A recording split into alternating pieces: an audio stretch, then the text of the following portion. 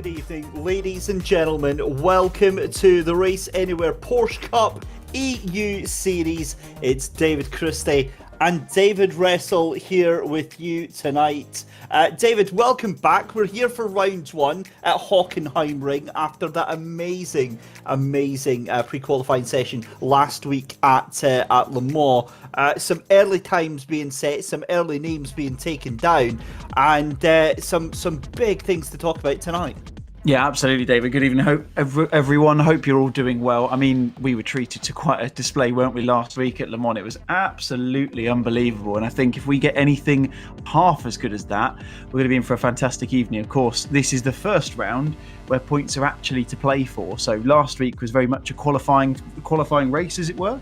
It's going to be interesting to see whether the guys who've got the front of their respective classes can continue the pace they've got. It's looking like it should be an interesting one.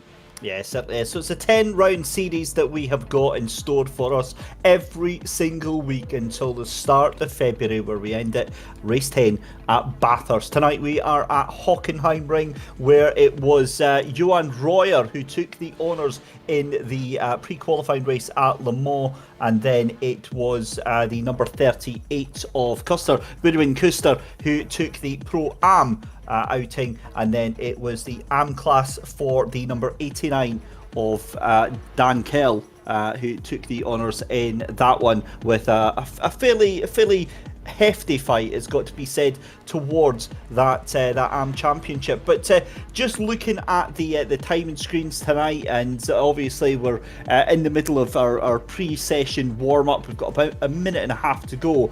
I mean, if Le Mans was anything to go by, I said this all the way through the broadcast, I couldn't believe the quality of racing, David, that we got last week. Absolutely, yeah. I mean, like you say, it took us until probably about an hour and 10 minutes into the race to, well, bearing in mind we've got a 75-minute race as well. It took us the best part of 70 minutes to actually figure out who was even going to win any of the respective classes. So the amount of battling that was on display, even considering the fact it was, like I say, there's no points on offer or anything like that, I think the quality and the competition and the spirit from the guys we saw across every single class was absolutely fantastic. And shorter track this time, of course, lots of overtaking opportunities, nice long couple of straights into a number of heavy braking zones. There's going to be a lot of chances for people, and I think we're going to be up for a good one again. Yeah, it certainly is going to be a fantastic night here on the 2.842 mile circuit, and practice coming to an end. I'm actually sort of lost for words at this, David. I had a whole speech set out about this, but obviously we were completely blown away. We didn't expect what we got last week at Le Mans, and we're like thinking, well, is this a one-off? Maybe they're just being extra gentle, extra nice and everything. And I'm used to seeing like maybe a 30-car grid split by about maybe 3-4 seconds. 42 drivers in this practice session, right? 1.83 seconds. Are you absolutely kidding me right now? That is unbelievably close. Oh, it's absolutely ridiculous, isn't it? And it again, I mean, you have to bear in mind, these guys are all in 3 different classes. You don't need that, really. You could put them all in the pro class and they'd have a fantastic ding-dong battle the whole way through. It just means there's those extra that extra impetus for the guys in the other classes, in the Pro-Am and the AM classes, to really kind of push against the guys they're near as well. And the fact that the quality of, even across any track we've been to, the 2 we've done so far, to have that small gap, it just spells for great action, doesn't it? Because you know that there's going to be so much going on across the next 75 minutes. Yeah, here we go then. This is your grid then as they line up. Johan Royer and Sean Campbell on row 1, with Francois Aldrini and Goodwin Kuster in row 2. 5th and 6th for Thomas Gildian and Vince Peters, with Nick Maidson and Laurent Benzo in 7th and 8th. Row 4 is Benjamin Blanche and Daniel Kell. Row 6 is Dennis Van Asch and Renzo Eulenbroek in 12th position. And then we move further down the order. 13th position is Maxime van der Hoeve, and then in 14th position is Bastian Maitler, with Philipsen Larsens in 15th, Arius Yomantis in 16th position, Dan Handover in 17th, Daniel Sedgley in 18th position, Harry Wills in 19th, Max Furtwängler in 20th position, Steve Martin in 21st, Jonas Dreyer in 22nd, Stuart Reynolds in 23rd, Jaime Fierro in 24th, Jeremy Walren in 25th, and then 26th for Sveinung Matheson as well. Chris Wally, Albin Kjellberg and Corey Pride make the rest of the Pro-Am outfit. And then in Am, it's Thomas Grain from Jason Dilworth, Ryan Hamilton, Chris Chatterton, Dean Timms, John Williams, Ross Dunstan, Thomas Worm Jr., Daniel Gilding, Eric Benson, Neil Ferrier, Simon Underhill, Matthew Heatrick and Dennis Van Esch leading things round. But we are getting ready to go. It's a very, very short warm-up lap here, David, and I really hope we get just exactly the same level of intensity, the same level of drama as we head round the final corner. Then the pace car is in. We get ready to go racing here at Hockenheim Ring. It's going to be short, sharp, frantic action. But the pros getting ready to go. The red lights are on the bridge. And we hold our breath to watch out. And there we go. The lights go out. The race gets started. Round one of the Race Anywhere Porsche Cup EU Series gets underway, and Johan Royer, you've got to say, David, absolutely off to a flying start right now. He had a fantastic start, didn't he? He got into the first corner on his own, and that was the main thing. You've got Aldrini going at the inside of Kustas there. That's going to be close, nearly a bit of contact between them. That's going to give Vince Peters a chance to go for the move, going through the parabolic as well onto the back straight. But he's looking like he's going to get the move done at least. But this is where all the slipstreams going to come into play, and I can guarantee you by the end of the straight, we're not going to be in the same positions as we are now. As you can see in the bottom of your picture, the Pro-Am guys are getting ready to go as well. Yeah, slightly scruffy start for the Pro-Ams, but they get going nonetheless, so away they go then. And it is a decent start up the inside then for Dan Handover. Gets himself going away through there and looks... Oh, we've got contact picture as well. So that is the pros just now. But just up at the front there, that is the number 56 that's up in front there of the Pro-Ams right now, doing a really good job of holding on there. In fact, actually, I'm telling a lie, that's the AMs that I'm looking at there, as we see instance for Harry Wills, and it looks like Corey Pride off into the distance as well then. So at the lead then, it's still Johan Royer. And this is a replay of what happened to Corey Pride. I've got a feeling that it's going to be contact at this corner here. Late on the brakes again, just too eager in this opening lap. Oh, and a huge punt from behind there. And that is not what you want to see, is it? No, absolutely. I think it's Jonas Dreyer who's gone off the back end there. Just saw the number 7 on the windscreen. So he's had an awful start to that race, right down to the back of that grid. Hopefully won't have too much time lost and he'll be able to get back onto the back of these guys relatively quickly. But otherwise, it looks like it's, generally speaking, been a fairly tidy start. There you go. We've got someone turned around. I think that's Jason Dilworth, who was actually leading the AM class a second ago. So not sure what's happened there. He's had a bit of a shocker start as well, unfortunately. That's how you go from hero to zero in the space of probably a corner. It's going to either be a lunge or he's lost it all by himself. Doesn't look like. Oh, you can see that car twitching. So he's lost that all by himself there and in the space of one corner. Although, to be fair to him, for Jason Dilworth, he actually reversed that car off the track. He didn't have to do that. That was really, really good driving, really good etiquette there from Jason. Meanwhile, back up at the front of the grids, and Royer is absolutely away with this right now. And again, oh, I wonder if there's damage to that car. Either that or he's maybe struggling on those cold tyres as Jason. I was going to say, yeah, it looks like he's just struggling for grip at the moment. Early doors, you can see a move on. That's Sean Campbell looking up the inside of... Oh, so Vince Peters, sorry, going around the outside, coming into the towards the stadium section. It's a nice little move from him there. Aldrini's dropped a couple of positions. He's dropped down. But Royer, I mean, he's extending his gap at the moment. 1.3 seconds as they go into the stadium section. Sean Campbell looking at the inside. Doesn't quite make the move, but looking very racy over the first couple of laps. Certainly is. So we're already a couple of laps into this race, 3 minutes out of our 75-minute race. Remember, we've got pit stops to get involved with as well. But Johan Royer at the moment ahead of Budwin Kuster and Vince Peters for Pro-Am. It's Dan Handover ahead of Daniel Sedgley and Max Furtwängler. Great start from Furtwängler to get himself up from 5th or 6th on the Pro-Am class to that 3rd position there. And then in the Am class, it's Thomas Grain from Chris Chatterton and Ryan Hamilton as well. So the cars just trying to get themselves sort of drive. Is that the 56 that I'm seeing in the background there of Jason Dilworth there, or is that just a similar liveried car in 6th position? It's the same sort of livery, just having that confirmed. It's actually Ryan Hamilton there, but great to see that at least one of the team cars is having a decent night, where it's definitely not for Jason. Yeah, absolutely. Like you say, he's just seemed to have struggled. Whether he's lit up the rear tyres, just struggling for any grip. He looks like he's back and underway now, so he's hopefully going to have a fairly innocuous, fairly quiet rest of the race. He can start to kind of gain some positions back. But considering the effort he put in to win the pre-qualifying race at Le Mans a week ago, just going backwards is exactly what you wouldn't have wanted, especially because this is where the points really start to come together. Yeah, some good defensive driving further up through the field. This is the AM battle then. This is, as we said, Thomas Grain, who's currently leading this class just now. Chris Chatterton under all sorts of pressure in that number 16 car from Ryan Hamilton just behind him. You can see John Williams in the background as well. Now, we saw John last time out at Le Mans in one hell of a battle earlier on through the race and managed to clear himself a little bit of a gap there. But actually now onto the back of this train here now. So John Williams firmly in this four-car battle for the lead. Onto the back of Ryan Hamilton here. This is the battle for the lead though, and you've got to be honest. I mean, it's a good lead to have for Johan Royer at this early stage of the race as they go through the first corner here. And for Vince Peters though, I mean, Vince started, what was it, about 4th position, I think, Vince Peters, and he's up to 2nd already, and he's got a lot of pace in that car. I was going to say, yeah, he's just done the fastest lap of 1:39.4 as well.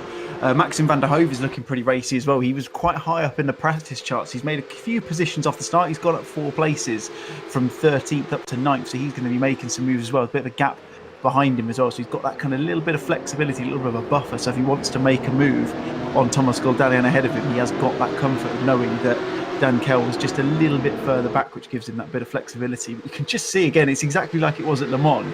There's no gaps between these guys at all. Like, they are racing flat out every single lap.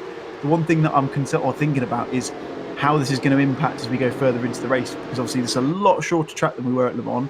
So I'm wondering whether we're going to see some kind of interclass coming together to happen at some point later on. Yeah, that could actually be a thing to worry about. Also, lap traffic, I would imagine, is going to become a thing later on in the race. But track temperature, 26 degrees here at Hockenheim Ring. That's quite chilly, isn't it, David? It's a little bit nip for some of these drivers. They'll be preferring, a little bit some warmer climes.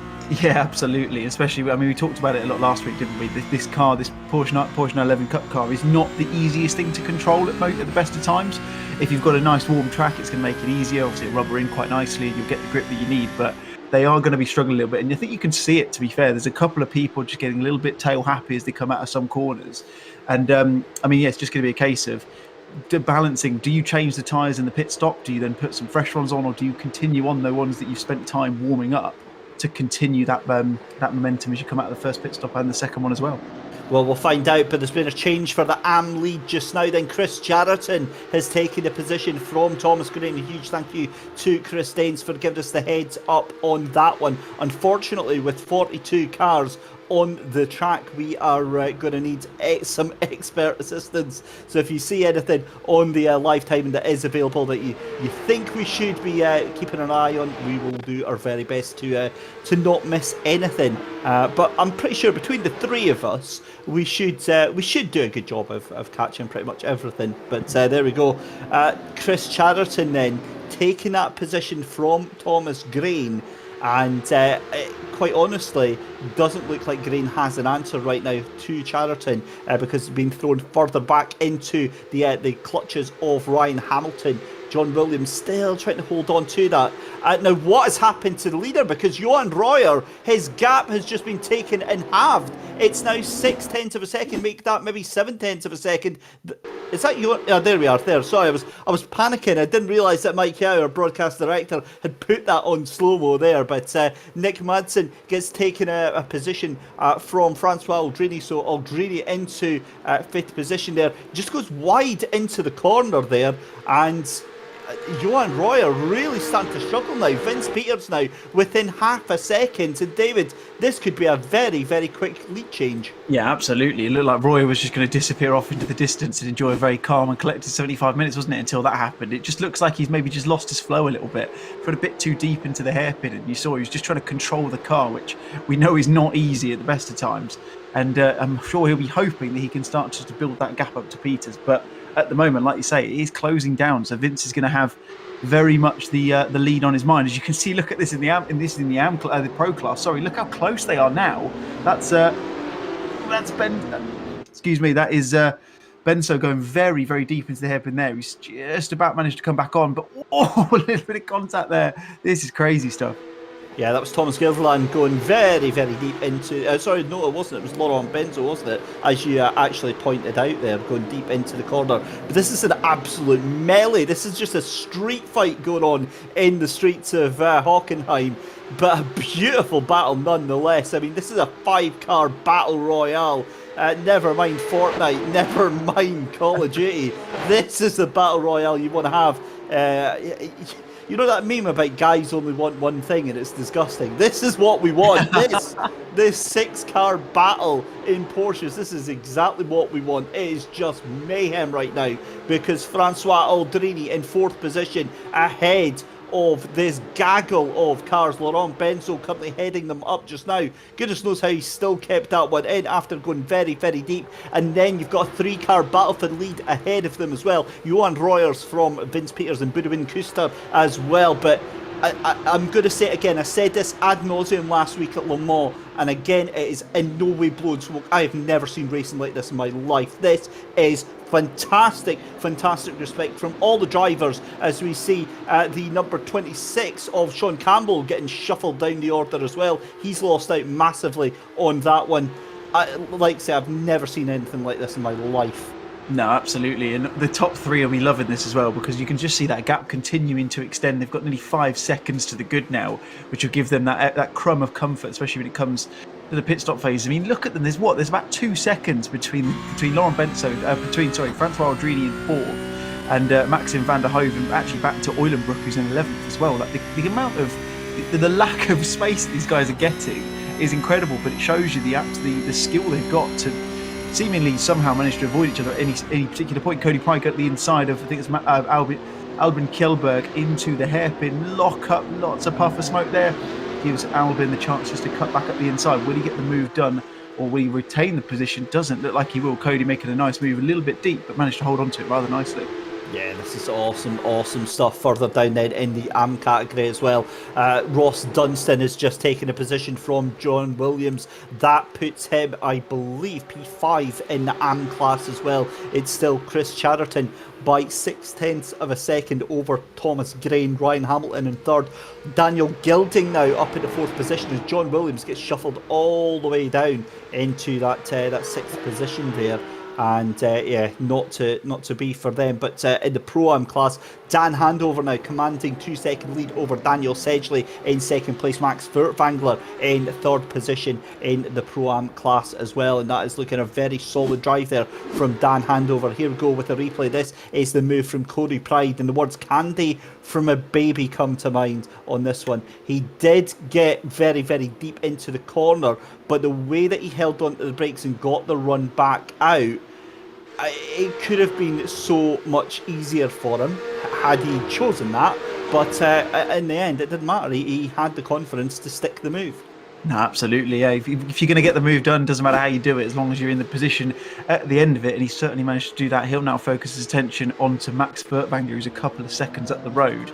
Bit of a larger gap at the moment. Yeah, Dan Handover, a couple of seconds in the lead of the Pro-Am class. Where there's no gaps, though, is for these guys still. Francois Aldrini somehow holding off Laurent Benzo, and there's Nick Madsen in the background with the ringside seat of this one, thinking, right, I'll pick up any pieces that come off of these guys if there's any coming together. But I said it once, to say it again, and I'm sure it won't be the last time we say it tonight, or let alone for the next 9 rounds as well. The amount of compliance and respect these guys give each other, considering the pace they're going at, is exceptional. Really, really impressive. Yeah, it really is fantastic to watch. And if you think that's impressive, you should see the almighty battle that is going on for 5th position in the Pro-Am class.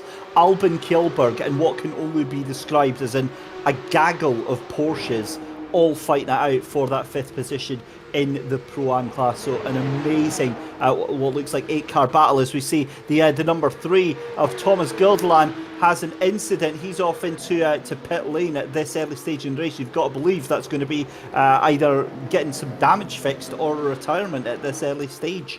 Yeah, absolutely. It's not what you want at all. Only 30 or only 40, best part of 14 minutes into the race. You see he's dropping back in to the Pro-Am class. So if he does come out, that's going to be really difficult because obviously those guys have got no entitlement to let him through. It's still on track position. So if he does come back out, which it looks like he might not at this stage, we'll keep an eye on it, then he is going to have a very, very difficult race for the duration of this one with just the best part of an hour left to go. Yeah, brilliant stuff. This is Albin Kjellberg then, and there you go. That is an absolute gaggle of cars that he has got behind him in that number 13 machine just now, all the way down in 5th position in Class. He's got a little bit of room now ahead of the 93 just behind him. That is Steve Martin, but behind him, as I said, there's about 7 cars, and if he's not doing too badly, he's actually going to put that's Cody Pride just ahead of him. And Cody, it's a difficult one, isn't it? Because you thought Cody was extending the gap, but actually he's not breaking away as much as you'd think. Yeah, he's probably hoping that Kjellberg will have that battle with Steve Martin behind him, and then he can just continue to extend the gap. I don't know whether he's got the pace to do it himself. He's kind of maintaining it at just under 2 seconds at the moment. We'll see how it continues. We'll see what sort of lap times he puts in now. He's got a bit of clear air, but he'll be hoping for battles behind. It just gives him a chance to then pay focus towards the guys ahead. But there's such a big gap now, 4 seconds, even at this stage. It's going to be quite difficult to pull that back. You see Chris Wally now in the AM class looking for a move down into the hairpin on the number 69 machine. Just about very, very close. Bit of contact there, unfortunately. Just locked up the brakes. Luckily, hopefully he's going to give the move back as well. He's going to give the position back to him, which he does, which is what you like to see. But yeah, just a little bit too keen on the brakes. That was Jaime Fierro. I think he ended up having a bit of contact there. Fortunately, didn't look like it gave them too much damage in the end. Yeah, as we see Dean Timms in the 46 just going again too deep into that right-hander, the hairpin there. We see it time and time again, and I, again, not want to blow smoke, but 16 minutes in and we've had pretty much one incident. That's absolutely nuts. Yeah, absolutely. Like I say, it just tells you the quality these guys have got across every class. Like you normally, with no due respect to these guys at all, you expect to see the AM class, you might expect to see a little bit more kind of door banging and stuff like that if potential, but the compliance between all of them is fantastic, and the amount of distance between the times between these guys is actually really small as well. I'm looking at them at the moment. Everyone realistically is within a second or two on race pace, which at this early stage is really, really impressive, especially considering, like we said before, cold track. Oh, it's Cody Pride spun around there, coming out. I think that's coming out of the coming towards the stadium section. Kjellberg is going to take that all day long, puts himself up into 4th position in class now, and look, we've got another gaggle of cars coming behind, and this is going to be another one which is going to look very interesting indeed. Oh dear me, what on earth is going to happen here? Yeah, that was at the Sash curve that we saw that contact there, and all hell breaking loose. We've got battles going on all the way through. We've got the AM class battle kicked off again now. Chris Chariton is just half a second ahead of the number 90, and Ryan Hamilton is again locked up brakes, and Cody Pride. Now, did Cody Pride actually just lose it by himself?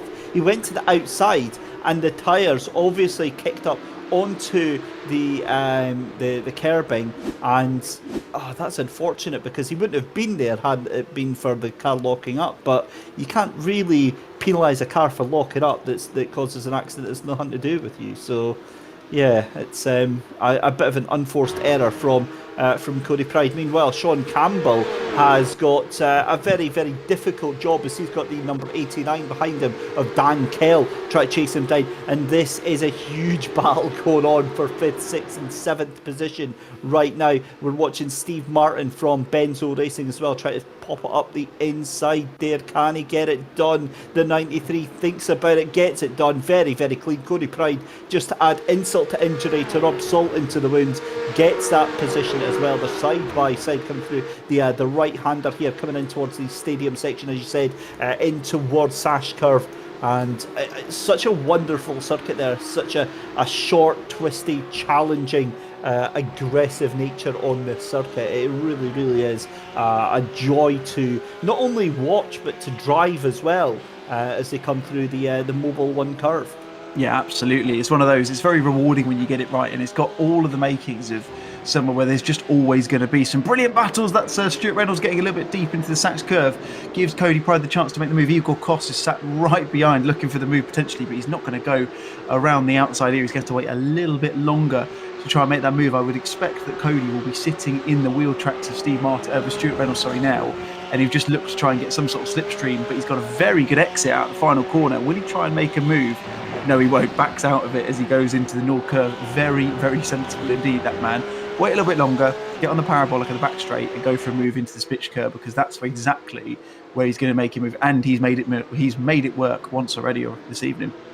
And we see how easy it is to lock up the brakes and to lose that momentum. So let's bring you back up to speed. And there is Simon Underhill for the... did I jinx it? Because I said that was at least his teammate. Although there's quite a few of the Nomad sim racing machines, that car looks a bit wonky, if you ask me. It looks a little bit unhappy right now. Oh, that's why. Oh, that is some hefty damage on the front of that car, and I'd be very surprised if both those front wheels, David, are pointing in the same direction. Yeah, absolutely. I think he needs to get the tracking checked on the front end of that Porsche Cup car, doesn't he? He's not looking happy is probably a bit of an understatement, to be fair. He looks very disappointed indeed. As you see, Igor Kost looks to go up the inside of Stuart Reynolds. He's lost a couple of positions there. Cody Pride's made the move through, so he's managed to get that job done. And it looks like Stuart just went a little bit deep and let Kost go through his way. He's got Matheson for company now as well. Not the best couple of corners for Stuart Reynolds. Lost a few positions there. All in the matter of a space of literally a couple of mistakes, and you see what happens. Look at these guys at the front though, fighting for the pro class lead. Separated by just under 0.8 of a second. This is ridiculous. Madness, absolute madness, and we love every single second of it. Apparently, 20 minutes has just gone by. Where the heck has that gone? That is just gone in the blink of an eye. Let's bring you up to speed then with the different classes then, because Johan Royer in the lead from Vince Peters and Budwin Kuster. We can see a battle going on behind. Francois Aldrini demoted to 5th position as Laurent Benzo up into 4th position there, and Nick Mason in 6th. Let's go to Pro-Am. Dan Handover still in the lead, but that gap now coming down massively. It was about 2 seconds. It's now 0.4 seconds to Dan Sedgley behind him. He is going to come under huge pressure. But interestingly, Max Furtwängler has completely dropped off this battle. He's now 6 seconds behind and doesn't look like he's going to be able to chase them down. But we saw that last week. We saw he was very far back and made some huge inroads after the pit stops. This is the battle for AM then, and Chris Chatterton ahead of Thomas Grain. I did say that Thomas Grain didn't look to have an answer to the pace of Chris Chatterton. I was wrong yet again, because Thomas Grain now right back on the tail of that number 16 car, Ryan Hamilton, in that battle as well.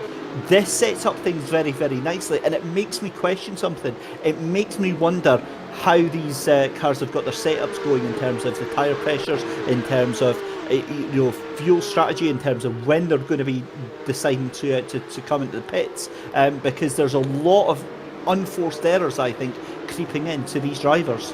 Yeah, absolutely. We know the Porsche Cup car is quite a loose car anyway, and obviously with open setups it just gives them the chance to try and cure that if they possibly can, but looks like a lot of them haven't been able to do that. Either that, or it's just a very difficult combination at the moment with that cooler track that we've got here at the Hockenheim ring, whether that's paying an effect to it as well. But those who are keeping it clean, they're doing a good job.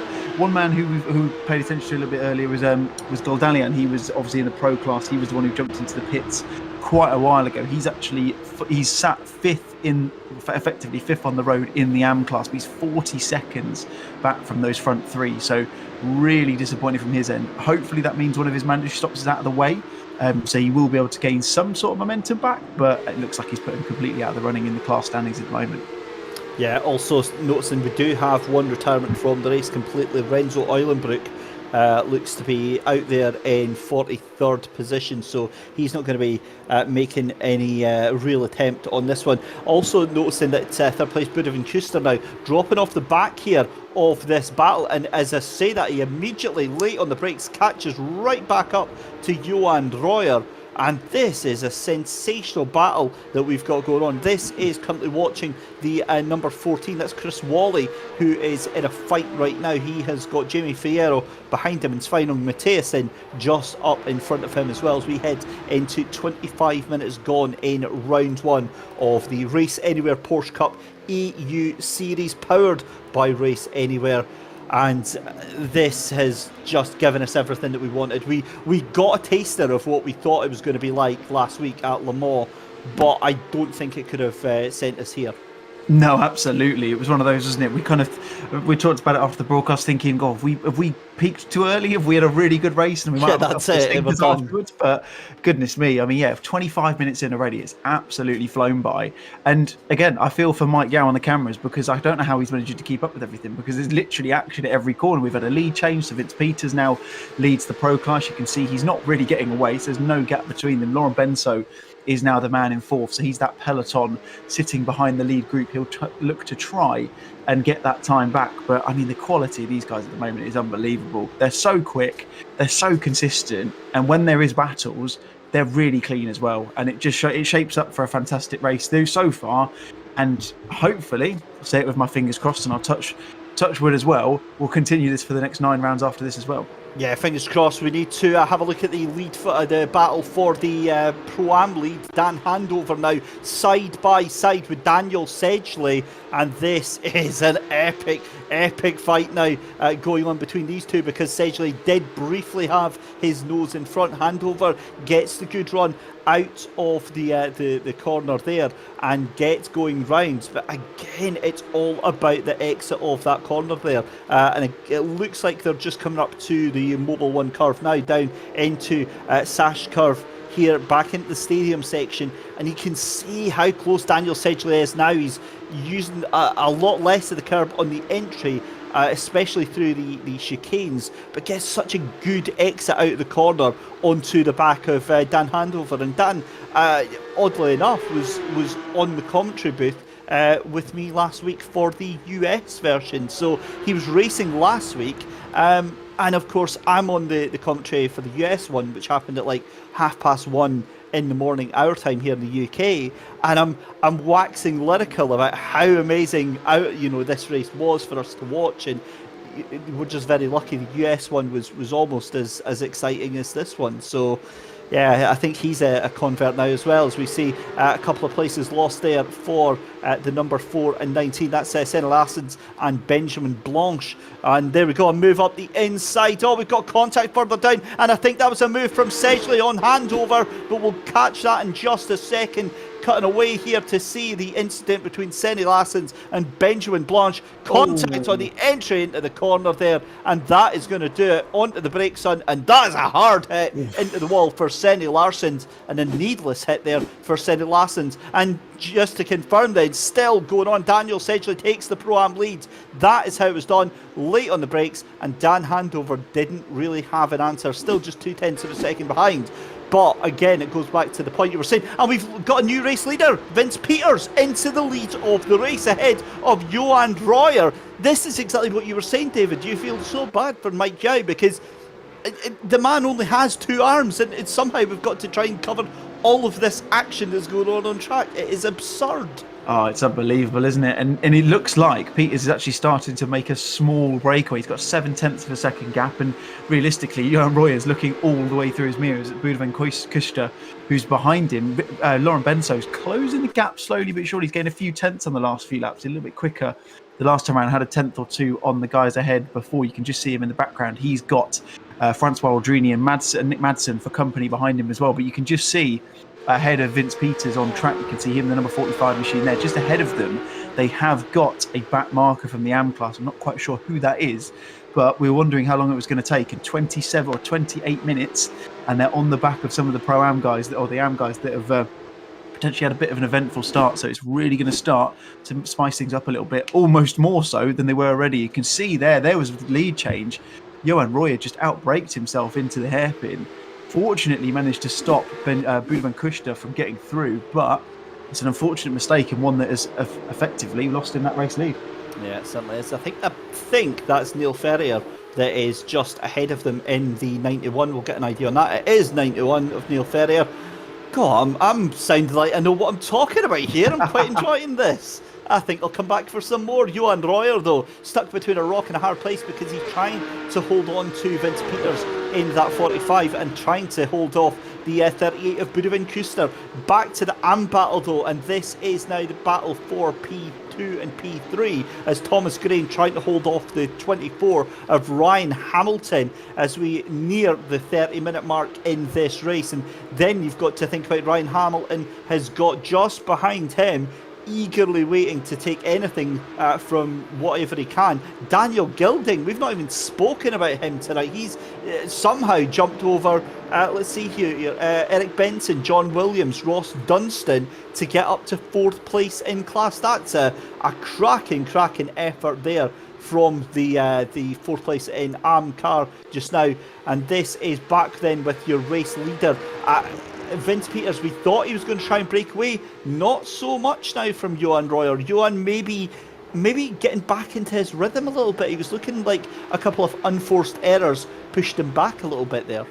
Yeah, absolutely. It's one of them, isn't it? Like you say, you've obviously made the mistake going into the hairpin. That lock-up lost him the position, lost him that eventual race lead off to Vince Peters. But he certainly composed himself. I think it's always easier, from my experience, to be the car following at that point, because you can use the guy in front of you as a reference point, which does make life a little bit easier. You see a replay here. Ryan Hamilton, big on the curve, going into the sud curve at the end of the lap. Fortunately, he manages to hold on to it, doesn't let his teammate come through behind him. But it's incredible because, like I say, it does make things easier to follow someone behind. But when you've got someone like Kushner who's just behind him as well, it's a bit of a catch-22, because do you go for a move? You're close enough. There's about 6 tenths between them at the moment, so you can see just lost a little bit of time on that last lap. But do you make the move now? If you don't, if it goes wrong, then you've got someone literally right on your doorstep who's going to go, yep, thank you very much, I'll take that all day long, sir, and you'll lose another position. Is it worth the risk at this early stage? Well, not for Ryan Hamilton, who goes off the track very briefly, hands that 3rd position in the AM class to Daniel Gilding,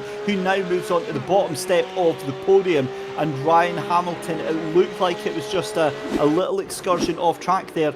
Let's have a look at Bassi and Mattler here. Again, we've seen that right at that final corner there. What actually happens is that for our broadcast director, Mike Yao, it comes up on our little activity log as an off track, so that's when it tells you something has happened there. And there's Ryan Hamilton. That's exactly why he lost that position there, just too deep into the corner there, into that infield section, and loses that position. Back with the battle forward lead then. This is 3rd position, Budwin Kuster for JWS Motorsport in the 38, behind your former race leader Johan Royer here as we hit the 30-minute mark. We're 31 minutes into this first round of 10 here at Hockenheim Ring.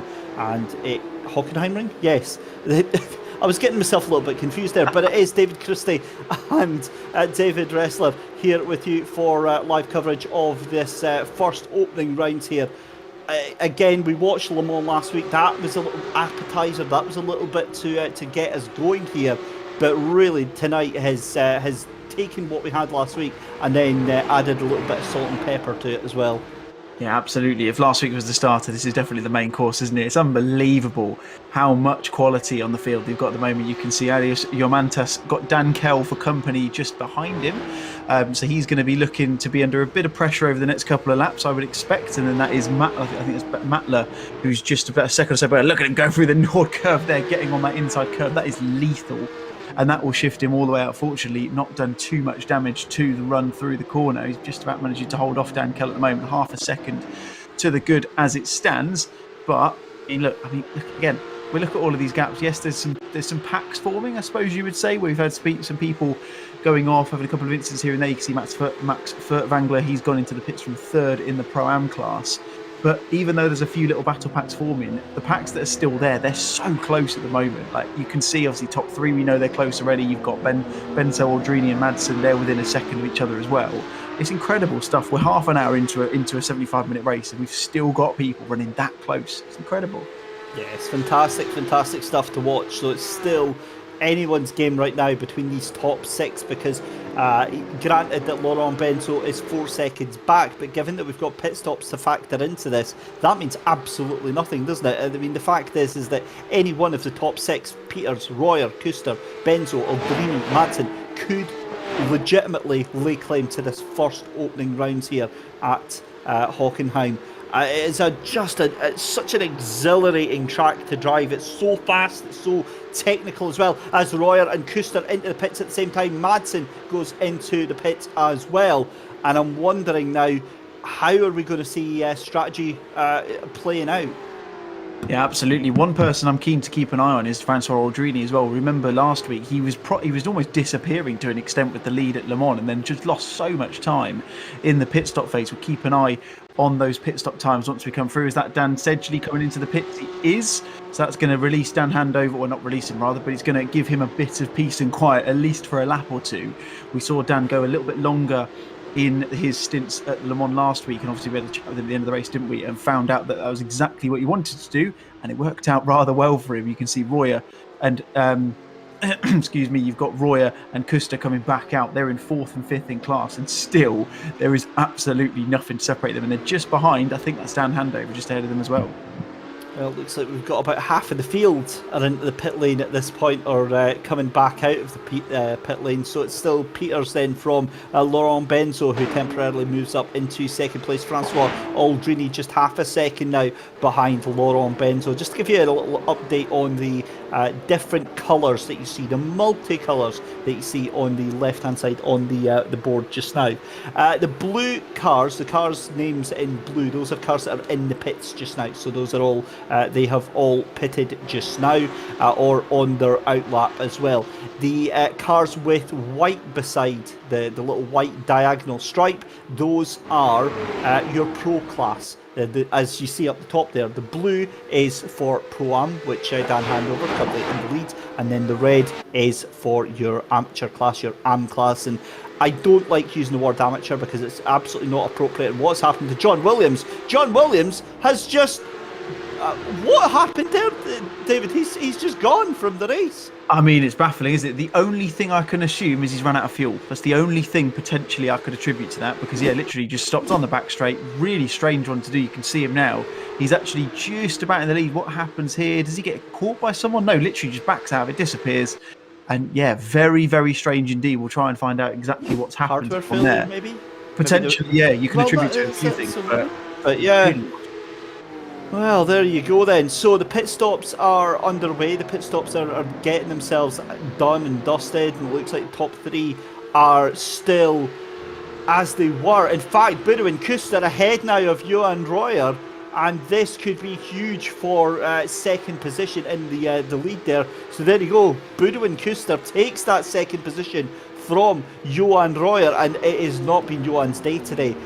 Just dropping back pace-wise. And you've got to say, I mean, that was looking like it was going to be happening, because the two of them were just falling further and further back. And I wonder if Boudou and Kuster can do anything to catch up onto the back of Vince Peters. Meanwhile, Dan Sedgley still in the lead of the Pro-Am class ahead of Dan Handover here. As we see Dan Sedgley, this is going to be, I think that's Bastien Mathieu, and it's just behind him. He is in the Pro class as well. This is just wide on the Nord curve.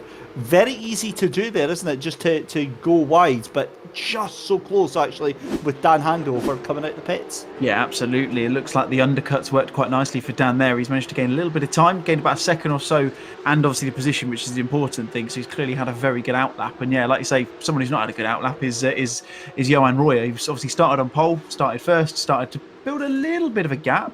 And then, yeah, unfortunately, just had a couple of incidents, a couple of lockups, and another lockup was the one that gave Boudou van Koesters the second place position. We'll see now whether these gaps continue to stay the same or whether they start to extend. This is Jeremy Marin, the number 22 car, just coming in towards the stadium section. What's going to happen here is he's just gone a bit too deep. It looks like he might have done. Back end goes out, spins it around. Is he going to hold on the brakes? He backs it up. Not too bad. And yeah, very sensible. Reverse out of the way. I know you're a stickler for that sort of etiquette, David. It's good to see that he's managed to get right out of the way of everyone else. Yeah, I just saw one of the high-profile races tonight where a driver decided to... It was at Sebring, the driver just ended up backing up over the entire racetrack to pit lane and wiped out two cars. That was not impressive. Not really impressive. But meanwhile, back to the race then. And this is the 98 then. And that is the 10th place car of, the 11th place car of Bastien Mathieu, who is trying to hustle. That is the Pro-Am leader. So this isn't for class, but it is for on-track position. That allows Dan Handover a little bit of a look up the inside there of Daniel Sedgley, but has to tuck back in and think better of it. Now, I'm trying to see here, because I'm seeing that in second place now, unbelievably, Daniel Gilding now in the AMS class, because Ryan Hamilton in the lead of that AM class, and Daniel Gilding in the 77 is in second place and harassing your leader. This is awesome stuff from Daniel. He's come from absolutely nowhere in the AM field to really be in contention for taking this win. It's amazing stuff, isn't it? Like you say, gained 16 positions, started P40, he's now P24, and like you say, second in class is that Stuart Reynolds. He's in the Pro-Am class, getting involved in this as well. This is what we expected we might see. We wouldn't have seen a huge amount at Le Mans because of the length of the circuit, but you can see these guys coming together. That's Stuart Reynolds getting past Dan Gilding there, so he's going to try and now make a move on Hamilton, who's obviously leading the AM class at the moment. But this is what we want. This is what I wanted to see how it would actually play out. We saw it happen a second ago with Bastian Mattler. He obviously got past Dan Sedgley, and it looked like Dan might have just let the move kind of happen quite easily. But people who are out of sync with the race are going to prove quite difficult because you don't know their pace. They might be quicker, obviously, if they're a different class to you. It's a real kind of difficult thing to play around with, because do you let them go? Do you put yourself under pressure? Or do you potentially have an incident if someone gets a bit frustrated and tries to make a move that just isn't going to happen? Well, I think that's what we're seeing here from Dan Handover, trying to catch up onto the back of the 28 here. That is, of course, Dan Sedgley that's just up in front of him just now. We can see the number 12 into the pit lane. That is Sven Mathiasen, who is into the pits just now. But back with this AM battle. Well, I say it's an AM battle, but it's not really, because it's Stuart Reynolds in the Pro class trying to, or rather the Pro-Am class, trying to get his way past your AM leader right now of Ryan Hamilton. So on paper, you would imagine that Stuart Reynolds has the upper hand here. But again, this, if anything, just goes to show how tight these classes are, and it's more to do with I-rating rather than ability. Yeah, absolutely. Like you say, I-rate is obviously one of those things that can fluctuate quite a significant amount, and that is, like you say, how these guys have been classified into this one. But that doesn't say anything for the lap times these guys are putting in. The crossover is actually really close. I mean, we saw some of the AM guys fighting there in terms of times up. Oh, you see Stuart Reynolds goes a little bit deep, nearly takes that class lead of Ryan Hamilton, which was very close. Dan Gilding's going to go around the outside as they head towards the stadium section. So all of that work Stuart's done, making that move to no avail, because he's now dropped back in between Dan Gilding and Chris Chatterton. He is not having a good race at the moment, Stuart. He started off quite well.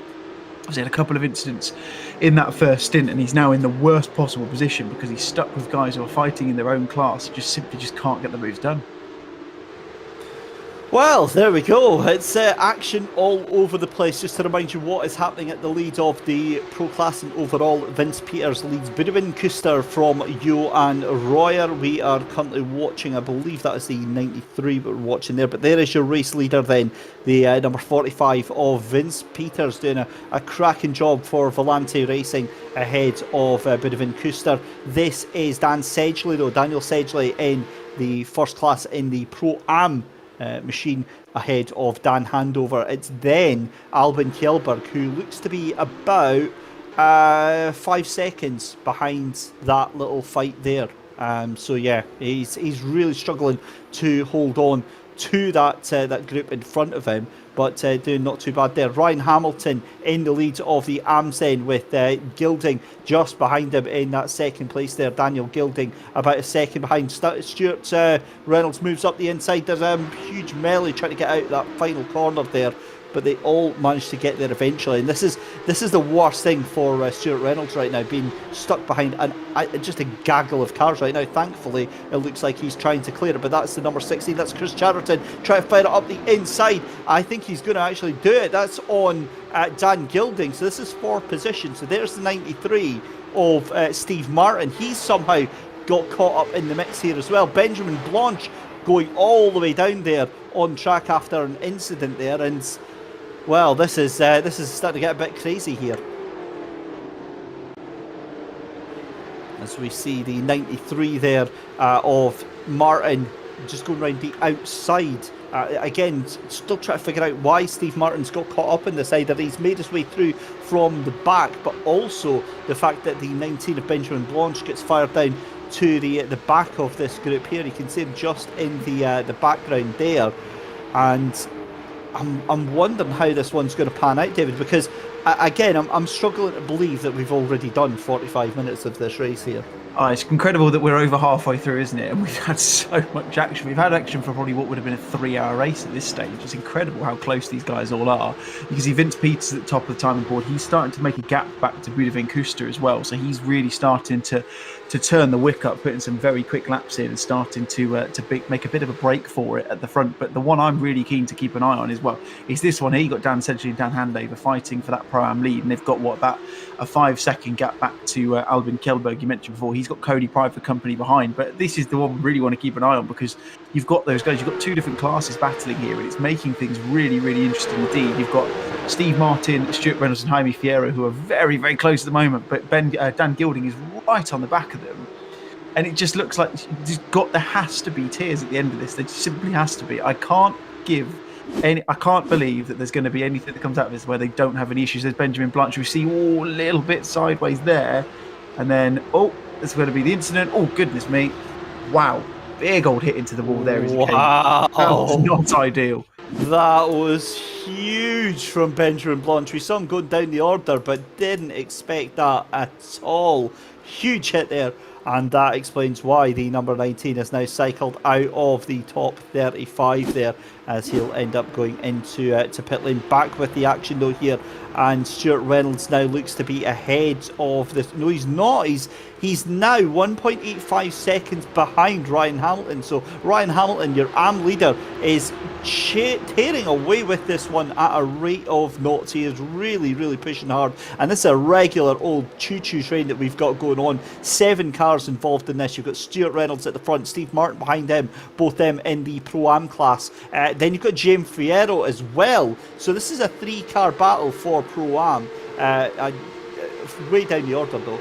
Daniel Gilding though in second place in AM, with Chris Chatterton half a second behind him, and then Thomas Grain trying to make a recovery drive as well in 4th place in AM. And at the back as well, I mean, Sveinung Mathiesen, I think it's safe to say, is 11 seconds back. He ain't getting onto this battle here. As we see up the inside, that was very, very easy from Laurent Benzo. I don't think that the 36 behind him there is going to be too impressed with what looked like a little bit of contact there on Maxim van der Hove, but gets the position done, and Laurent Benzo moves up the inside there, and you can see the lights coming on the car as the lights start to get a little bit dimmer here at Hockenheim. But yeah, Maxim van der Hove onto the back of Laurent Benzo, definitely not wanting to let that Monaco Esports car get away at all. But you were absolutely spot on about Buda Kuster. Starting to drop back now as Vince Peters opens up a little bit of a gap there, 2.2 seconds in the lead of this race, as we have, what's that, about half an hour to go in this race. This has been sensational to watch, thrilling stuff, and I'll be honest, I still don't know which way this is going to go right now.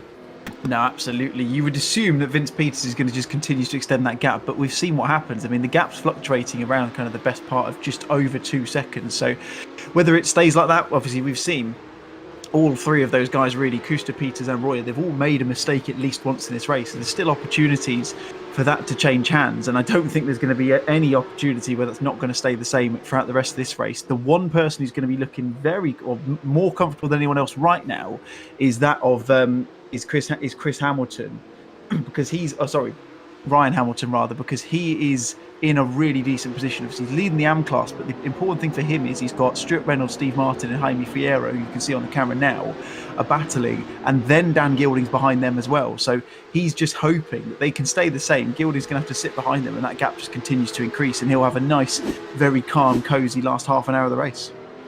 Yeah, for sure. And Renzo Eulenbrook, that is what happened to that number 9 machine as he decides to call it a day. Benjamin Blanche is still in pit lane as well. That car looks to be at the race. We've got a car into the grass. That's Gidelan. Not Thomas Gidelan. That's the ID, that red, white and red, green, yellow one. It's the 71 of Arius Jamantis that has just decided he is taken to the grass. I wonder, maybe he saw faster cars and just thought, I'm not even getting anywhere near it.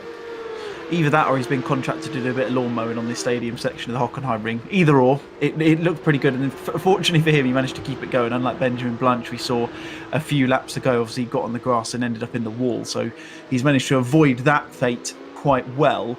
The thing that amazes me, David, is the fact that there's a gap. So the top three in pros, obviously we've got Vince Peters, Budovin Kuster and Johan Royer. There's a 19-second gap back to Nick Madsen. I don't know where that's come from. It's been there for a while. I've been keeping an eye on it, but I just don't understand how they've managed to make such a big gap in this race so far. I know it's been 49, 50 minutes in, but that's an incredible gap considering the pace of all of these guys. I would never have expected that to happen at this point.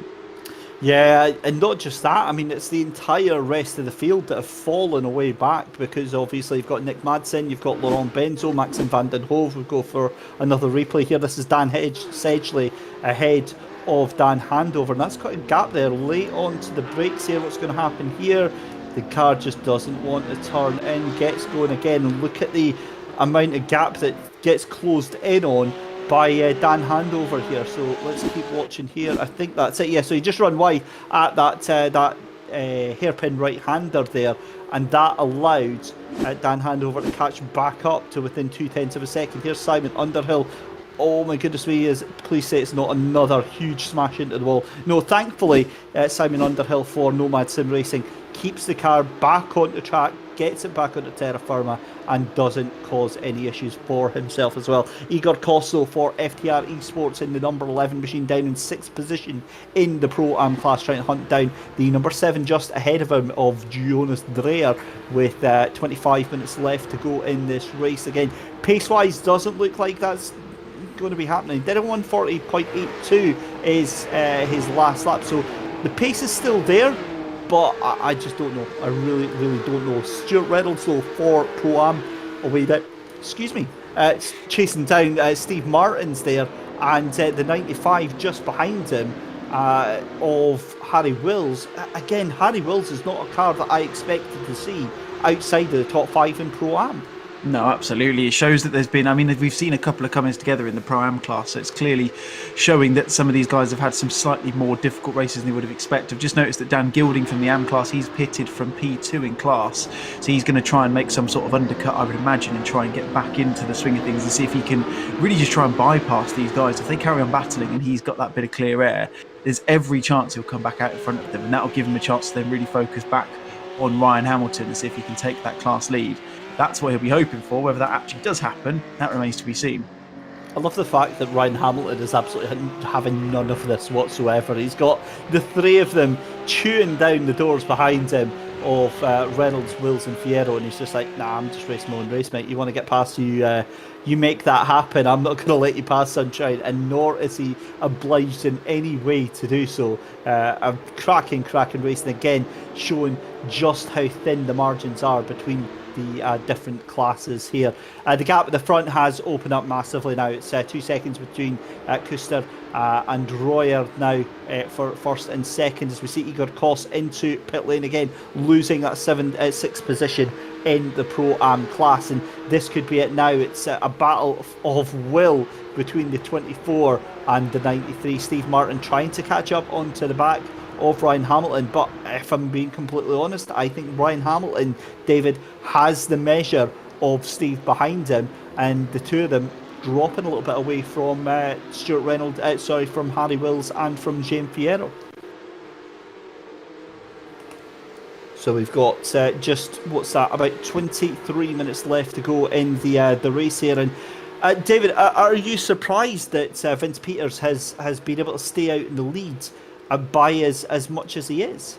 I think, yeah, it's fair to say that's probably the case. It wouldn't have been surprising if these guys would have stayed within a second for the entire race, because they were doing that for the first stint. And of course, we've still got the second round of pit stops for these guys to go anyway. We can see a few people in some of the other classes have made that pit stop already, but it's quite surprising. I mean, it is staying pretty static at the moment. It is sitting around that 2-second gap at the moment. Royer losing a bit of time as well. He's dropped back a little bit from Budovin Kuster, and Nick Madsen's closing the gap. It's 18 seconds, isn't it? So it's a bit tectonic, you would say, in terms of the gap going down, but he's still starting to make inroads into it.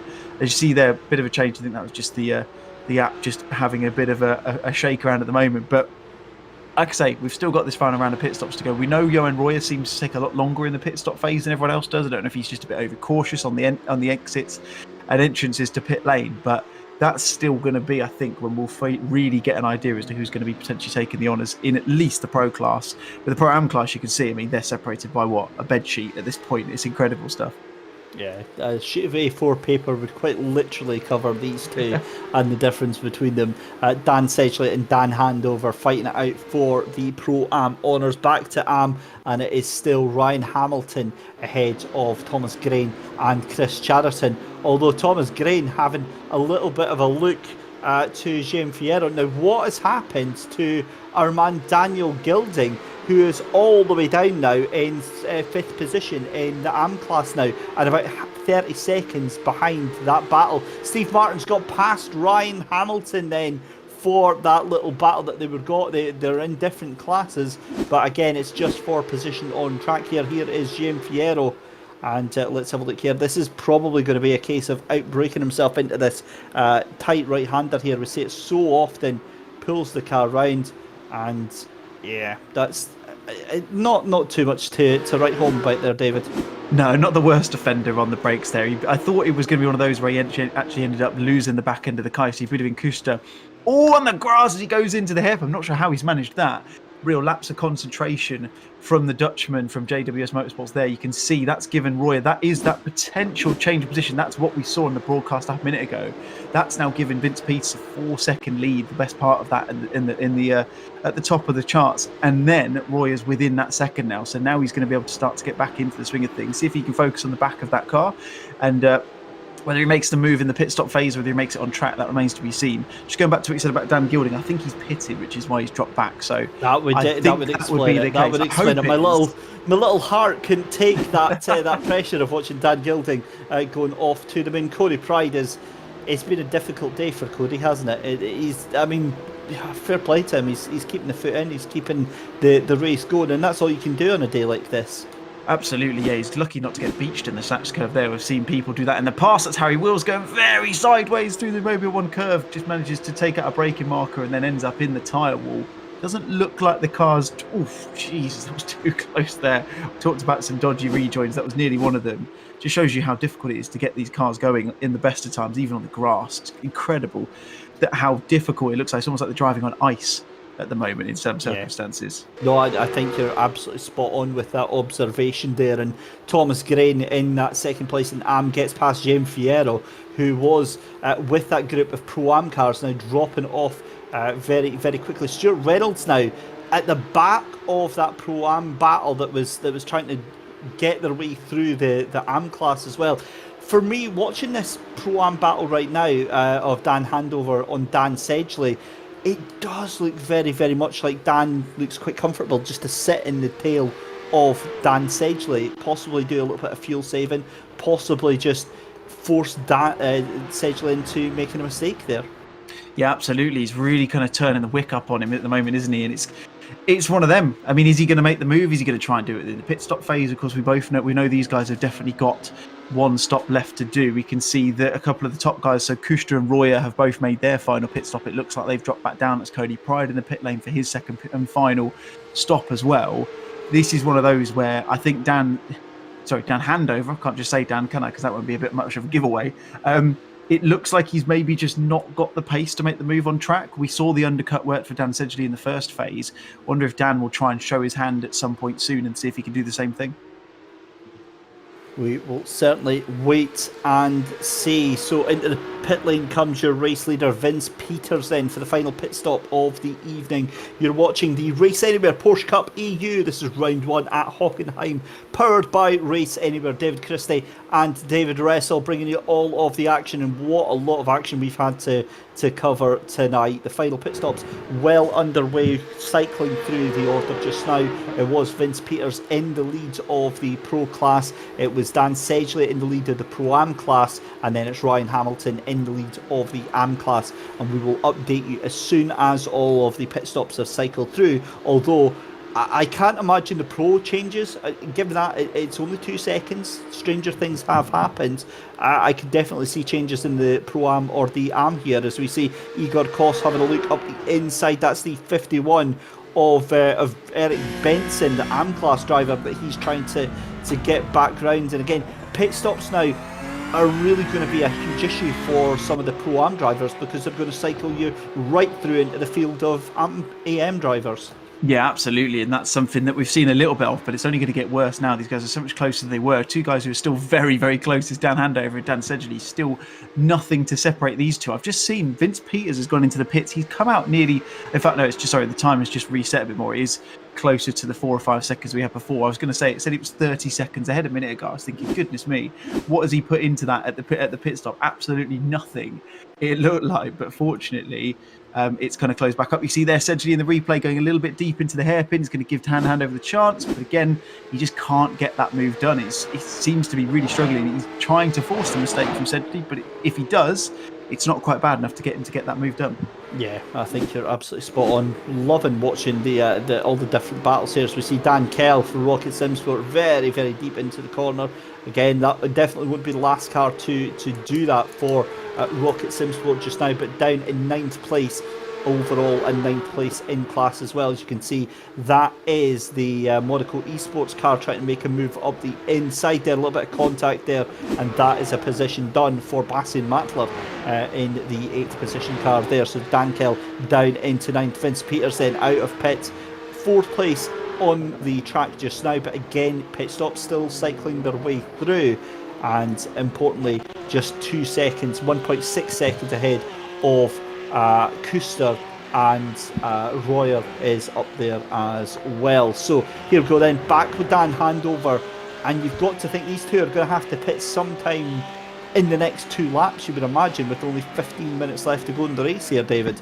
Yeah, absolutely. I mean, look how close they are. The Handover is almost pushing Sedgley through the corner there as they go onto the back straight. He's really got him in the iron sights. He's got him in the perfect position if he can look to make the move going into the hairpin. But it looks like he didn't get the best exit in the way. He lost a bit of time. You see the interval on the right hand side changing a little bit. Is he going to make a move? He's not. He's going to stay behind him. If it was me, I probably would have just given him the eyes, just kind of just jumped out from the outside and just shown him I was there, reminded him. I'm sure Dan says he knows all of this anyway, but maybe just see if we could off-put him at some point. Again, it just looks like it has to be a case of Dan Handover is going to have to try and make the move in the pit stop phase, because for whatever he does, he just seemingly can't get that move done on track, unfortunately. So close there.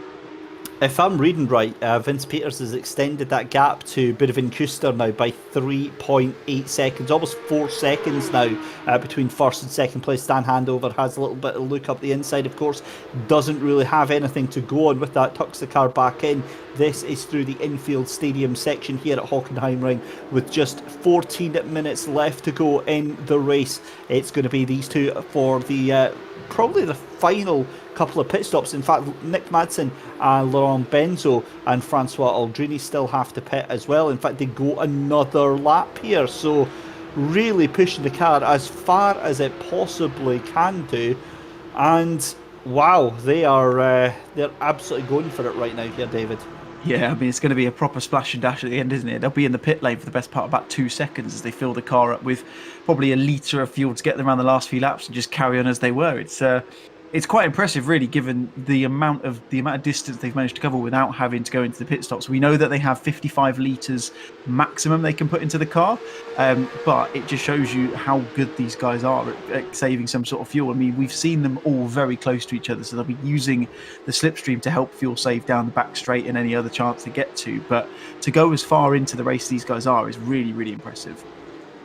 It absolutely is. So you're seeing there, that is the 29 of Francois Aldrini in the red and white car just going through the shot just now. And in the background, you can see the 96 getting put a lap down. That is Matthew Heatrick, who is just lapping himself there and trying to keep himself out of harm's way. Meanwhile, more pit stops coming in, but not as many as I thought. And this is going to be very interesting because, I mean, 10 minutes left to go in this race now.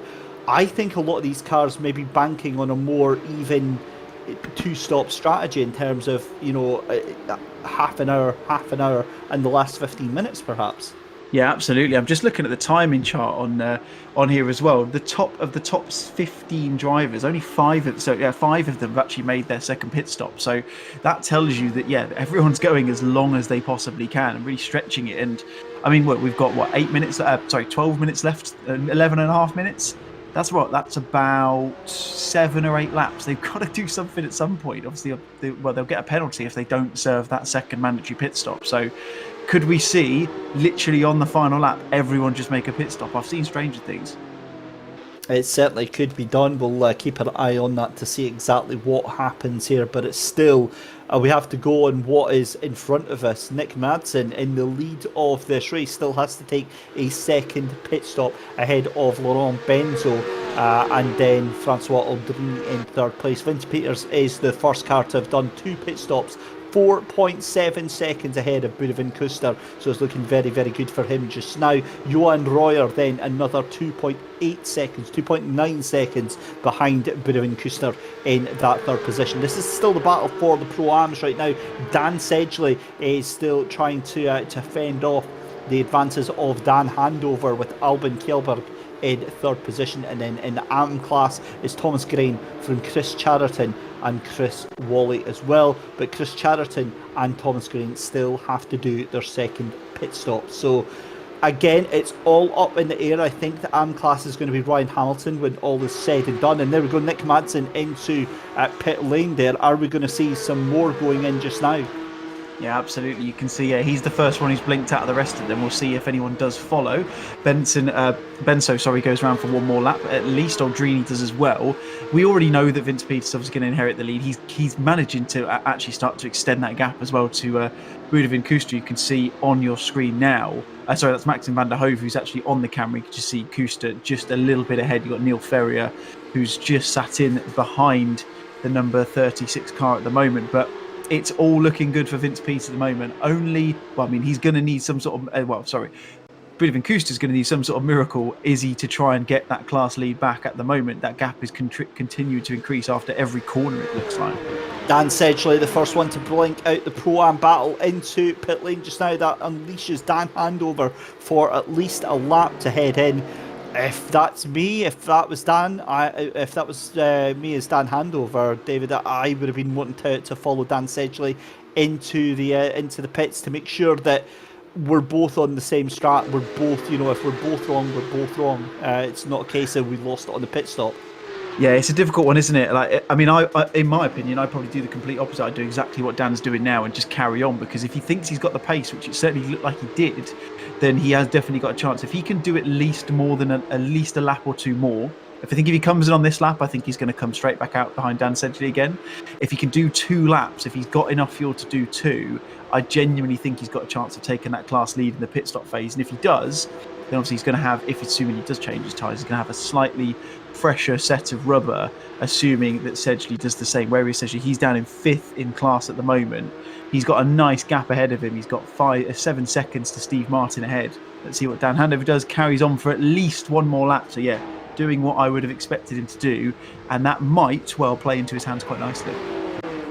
Well, we'll certainly keep an eye on this, because we're into the final 10 minutes of our first rounds of the Race Anywhere Porsche Cup EU Series powered by Race Anywhere. Thank you very much for joining us here on the Absolute Sim Racing Network. As we see up the inside, that's number 90 of Thomas Grain trying to take the position from the 77 of Daniel Gilding. And again, Gilding, one of the top 3 cars that has done that pit stop. So I think Gilding is on course to still stay second place in that AM Championship just now. So a thrilling end to the race here. And again, you see the 77 just going wide out the exit of the corner there, and Daniel Gilding still having to hold on from Thomas Green here. David, I've said it before many times, we've been spoiled for choice, but really the action, the respect between the drivers has been exemplary here tonight as we see Corey Pride again. Yeah, absolutely. I think it's going to be another case of just braking a little bit too late into this one. Yeah, looks like, just loses the back end. Probably got that brake bias quite heavily set to the reach, so the back end step out. But yeah, we've seen everything, haven't we? We've seen great compliance for everyone. The amount of battles and the quality of close racing we've had has been brilliant. There's been really very little in terms of any proper contact between them, which is exactly what you want to see. But the racecraft, you see Maxim van der Hoef doing the same thing as well. He loses a position to the number 91 car just behind him as he goes into the pits. And that's actually a lapped car. I don't think he's actually lost a position in the long run. It might have been Neil Ferrier there. But yeah, the racecraft and the compliance between these guys have been fantastic all the way through. And I was about to say that I nearly proved myself wrong almost immediately, but yeah, it's been fantastic. And considering, again, we had a fantastic race in Le Mans last week, we've had another brilliant one so far. We've still got 7 minutes left, of course. I think we're shaping up for a brilliant season, and it looks like as these guys continue to drive with each other more and more, I think it's only going to get better. I couldn't agree more with you if I wanted to right now. Just watching the lap times coming in just now. Dan Sedgley goes across the line. What does he do with his latest lap? 141.04. So Dan Handover took 0.3 of a second out of his time on that last lap there. We see picture in picture there. That is the 43 going up the inside there. Gets the move done as clean as you like there for the 43, and that was a really, really good move there. And we see going through the right-hander. So that is Dan Handover there in that Pro-Am battle. Surely you would have to imagine has to be into the pits this time by. Ryan Hamilton retakes the lead of the AM Championship, then Daniel Gilding and Thomas Grain in third position now. And wow, Laurent Benzo, Francois Aldrini into the pits end. That will restore Vince Peters back to the lead of the race, and the gap now almost 8 seconds to Boudewijn Kuster, and then 4 seconds further back to Johan Royer. So again, predictable, but a stunning performance nonetheless from Vince Peters here. Yeah, he's been, I wouldn't say he's been a class above the entire race. I think he's benefited obviously from a few mistakes here and there, but he's been one of those who's, carry on. We'll come back to that in a second. Dan Gilding looking to make the move. Interestingly, same livery. That looked like quite a simple move, didn't it? I wonder if that was potentially orchestrated. I know, big red flag when you mention anything to do with team orders, but it did look like Dan Gilding was almost gifted that position from Ryan Hamilton at least. But going back to Vince Peters, like I say, he's been, I mean, they've all been extremely quick anyway. These guys are imperiously quick and they're consistent to a T as well. But he's been that man who's just, compared to the others, he's not made many mistakes at all. I think he's probably made one that I can remember, just a lock up into the hairpin, and that's it. And that's why he's managed to afford himself that gap at front. David, how would you like to play a game? How would you like to play a game of Guess Who? 41 cars on this grid have done 2 pit stops at least. One car has not. Can you guess who that is? Well, I mean, that's probably the man in 6th place on the track, isn't it? That's Dan Howe. I don't know how he's still going. I don't know. He must be running on fumes. He's got 4 minutes. He's got 3.25 minutes left to do his pit stop. I know he went long last time, but this is something just incredible. How's he managed it? I don't know, but this is a battle and a half between Nick Madsen and Laurent Benzo. What a scrap that was. Tooth to tooth, nail to nail. They were absolutely giving it everything. And it looks like Nick Madsen going to be able to stretch off into the sunset with that one. He's going to be very, very happy. And actually into the pits again. Now, who was that? Nick Madsen? It was Laurent Benzo into the pits again. I wonder if he's... Oh, Laurent Benzo actually pitted very, very early, so he's had to go in. And there we go, Dan Handover into the pits, and that's a huge, huge moment there for Nick Madsen, for Mag Performance SRT. A huge power slide coming out of the final corner there. Gets onto it, out of North Curve rather. But we wait with bated breath. What is going to happen with Dan Handover here? Do you think he's done enough? Because I certainly don't. I think he might well have done. I mean, we'll only find out we'll find out in the best part I take of about that 10 back, seconds. yeah, because Dan Sedgley did a 142.2 that last lap. There you can see. So that's Dan Sedgley there coming out of the final corner. That's Dan Handover in your picture-in-picture coming out of the pit lane. It looks like he's done it by at least a good sort of 4 or 5 seconds. Wow, that is a gap and a half from Dan Handover. I've got to be honest, that is stunning. Stunning jump there from Dan Handover to retake that class lead by what looks like 2.5 seconds over Dan Sedgley there. Yeah, I'm very, very impressed with that strategy there. Absolutely. Hammer time from Dan Handover. That was really, really impressive stuff. And it just shows he had that gap. Even though Dan said he had space on track to make his own pace as well, it just shows you how much he had in the tank. Clearly, I wonder if he was just not necessarily kind of sitting behind Dan Sedgley for too long, but he knew what he needed to do when he got that space, and he has played that to an absolute T because he's got 2 laps left, you would assume, and he's in prime position to take what is another class win after last week.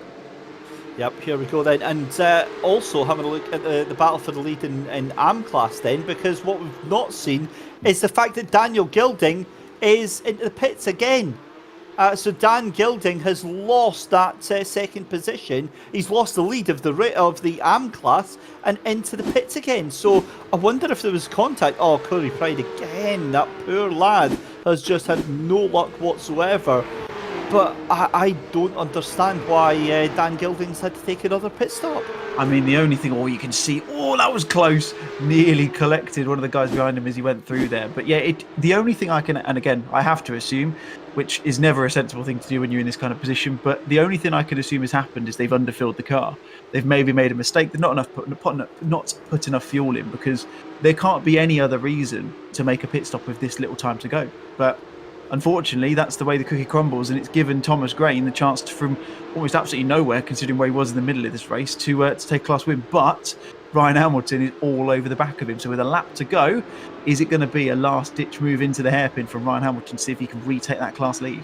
I certainly wouldn't put it beyond the realms of possibility. Last lap then, and let's bring it up to speed. Vince Peters in the lead of this race by 6.24 seconds over Boudewijn Kuster in the 38 machine. Johan Royer in third place with a 32. 8 seconds behind that, and it's been a dominant performance from the 45 of Vince Peters. Dan Handover in the lead of Pro-Ams ahead of Daniel Sedgley by 1.7 seconds, and it's Albin Kjellberg in third position. And then you move on to the AM battle. It's a very delicately poised position here for Thomas Grain in the lead of Ryan Hamilton and Chris Chatterton in third position as Maxim van der Hove overcooks it going into one of the corners. So does Arius Iomantis there. Very easy to see why. But here is your race leader, I believe, picture in picture. We'll confirm that just shortly. But what a drive it's been here for Vince Peters, David. Yeah, he's done a fantastic job, hasn't he? He's really come alive after that first round of pit stops. Had the gap in to begin with anyway, of course, benefited from a mistake from Boudewijn Kuster and a mistake from Jan Royer as well, which gave him that lead. But he's really made the most of it. I mean, a 6-second gap come the end of it. It's not what I don't think it's what we would have expected coming into this, but it just shows you that he has got some serious pace in that car. What I'm interested in is I'm still going to keep my eyes firmly focused on this one, because there's one more lap after this, because I think Vince Peters crossed the line with about 4 seconds left on the clock. So Vince is on his final lap, but these guys have got one more turn. So it does give Ryan Hamilton, if he can get a good exit out of the Parabolica, it does give him a chance to go for a big monumental lick the stamp and send it move into the hairpin on the final lap. And I'm hoping we're going to see something like that happen. Yeah, there we go. Just confirmation then. The white flag flying as we head into the final lap. Barney, the flagman, waving it quite furiously, but this is the man at the front, the man that we've been watching. Vince Peters comes around, and I believe that's it. It is. Vince Peters takes the win. He was that far in front of that Pro-Am battle. Vince Peters takes the win in round one ahead of Boudewijn Kuster. Third place for Johan Royer here in the Race Anywhere Porsche Cup round one at Hockenheim. A fantastic performance, a fantastic win for Vince Peters. Nick Madsen is going to take fourth position. Francois Aldrini is going to be about 40 seconds further back in fifth position, cross the line now. Bastian Mackler in sixth position. And then we turn our attention to that Pro-Am battle. Dan Handover is looking very good, very comfortable, 2 seconds ahead of Dan Sedgley in that Pro-Am fight just now, coming out of the final corner just now. It's been a brilliant performance, but it's a Pro-Am win for Dan Handover. Second place for Daniel Sedgley. Third placer, Albin Kjellberg. A spirited performance there from the Pro-Am fields. And then further down the order, it's going to be Dan Kell in 10th position, Maxim van der Hove in 11th, Jonas Dreyer 12th, Steve Martin in 13th, Chris Wally in 14th, Thomas Gillian in 15th, Igor Kos in 16th position. Thomas Grando is going to be the next car that we're watching here for the AM battle. It looks like Ryan Hamilton isn't going to be close enough to make any move on it as we come round the final corner. It's going to be an AM win for Thomas Grain. Brilliant performance there. Ryan Hamilton in second, Chris Chatterton in third, and then Arius Eumantis in fourth position. And I've got a feeling there that I see a car that is stopped just before the finish line there. I have a horrible feeling that is Arius Eumantis, who is, no, he's going, but there was another car that was just stopped before the finish line there. So there we go, an amazing race there, David. I think we ended up having about maybe 5 or 6 non-finishers towards the end there, but there's confirmation of your AM class there. Thomas Grain in the lead ahead of Ryan Hamilton and Chris Chatterton, and yeah, that was a fantastic race.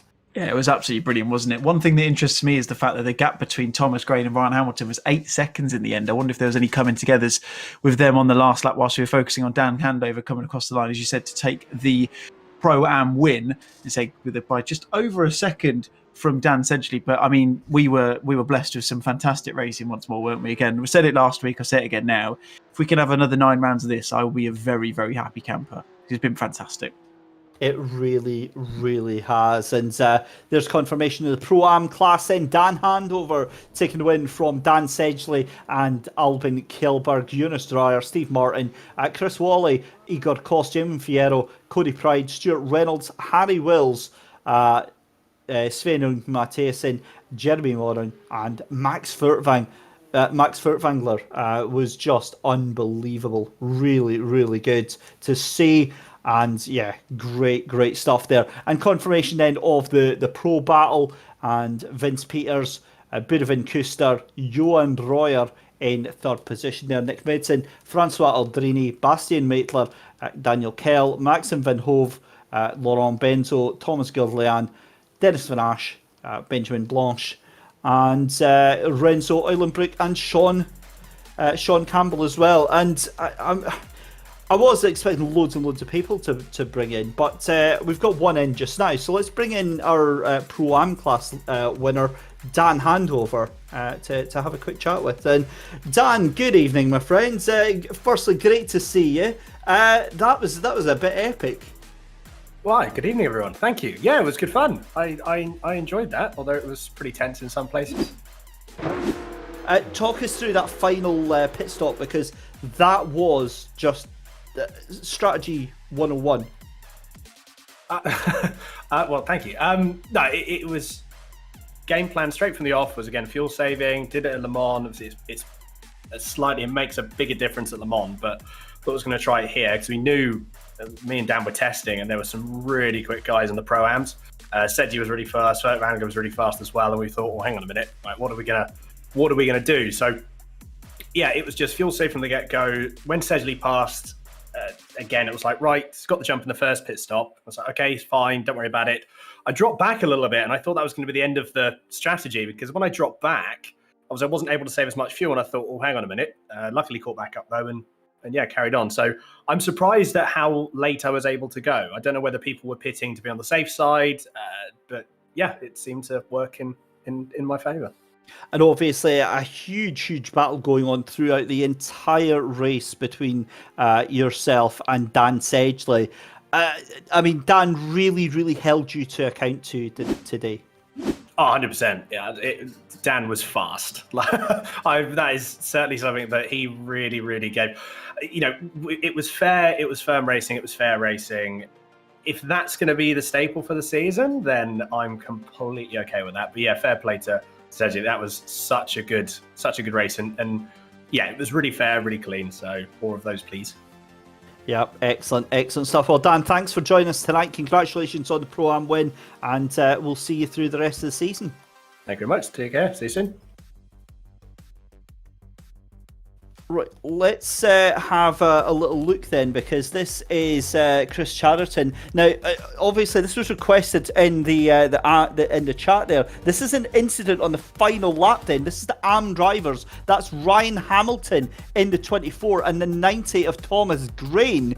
So that is a huge hit there between the two of them.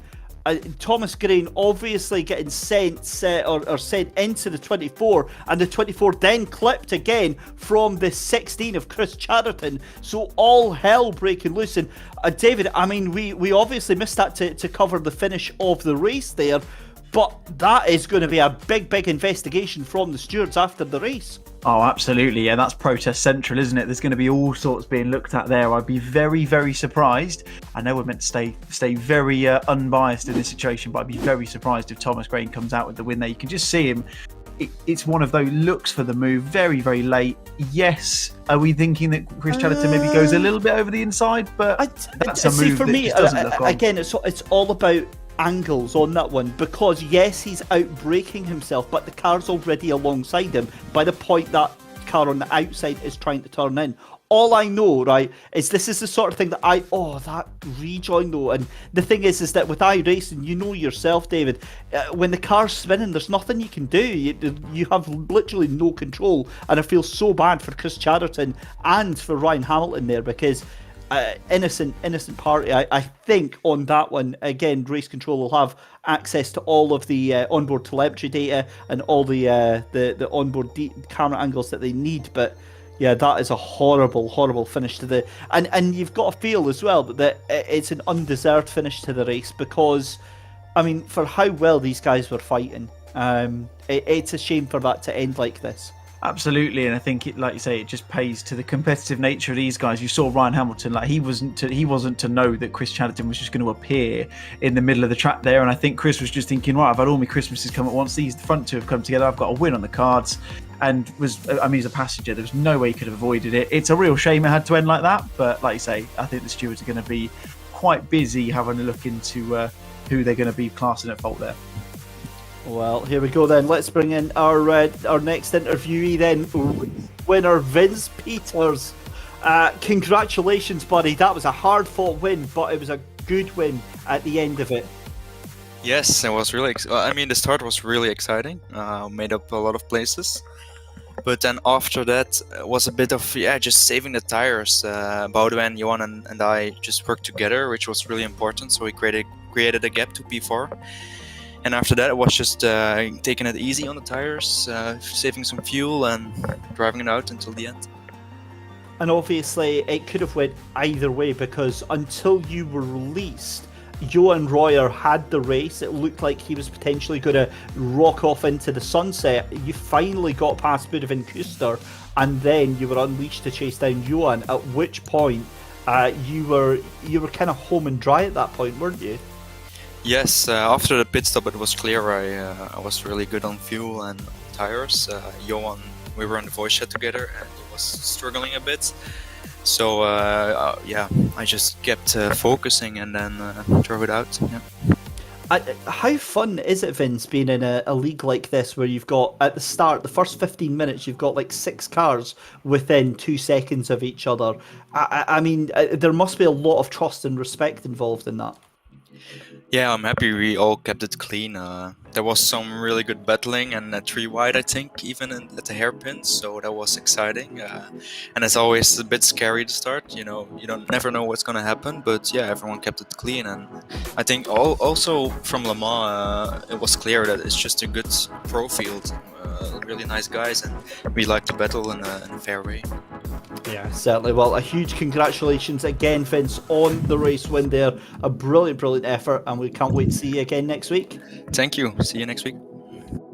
So there we go, David. That's all we have time for tonight. An amazing race, a crazy finish for the AM class, and obviously, I think the stewards are going to be busier than we see in real life F1 this week. But what's your thoughts on the race so far?